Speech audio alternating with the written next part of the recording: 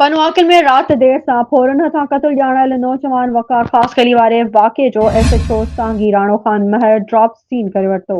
वाक़े में ज़ख़्मी थियल संदसि दोस्त फरहान सूमरोई संदसि क़ातिल निकितो आहे। उन हवाले सां वधीक तफ़सील ॾेई रहियो आहे पनवाकिल मां CN न्यूज़ जो रिपोर्टर अयाज़ झंडी। जी अयाज़, छा तफ़सील आहिनि? जी अव्हांखे अहम ऐं अफ़सोस जोगी ख़बर खां आगाह कंदा हलूं त पनवाकिल भरिसां शान पंप वटि क़ौमी शाहराह ते सांगी थाणे जी हद में दोस्त जो क़ातिल पंहिंजो दोस्त ई निकितो। अहिड़ो इंकशाफ़ SHO सांगी राणो खान महर ऐं DSP पनवाकिल अब्दुल सत्तार फुल पंहिंजी जांच दौरान कंदे चयो आहे त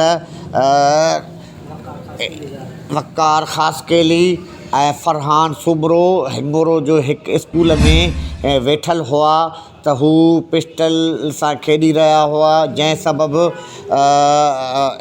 फरहान सूमरे जी गोली वकार ख़ासकेली खे लॻी वई, जंहिं सबबु उहो सख़्तु ज़ख़्मी थी पियो ऐं अस्पताल आणण बाद फ़ौत थी वियो आहे। ऐं अहिड़ो इंकशाफ़ उतां जे चौकीदार बि कयो आहे, जंहिं बाद सांगी पुलिस SHO राणो खान महर जी अॻुवाणी में मुख़्तलिफ़ कार्रवायूं कंदे उन चौकीदार समेत जेको क़ातिल निकितो आहे फरहान सूमरो, उन समेत 4 खां 5 माण्हुनि खे सांगी थाणे ते हिरासत में रखी उन्हनि खां वधीक पुछा ॻाछा कई वञे पई।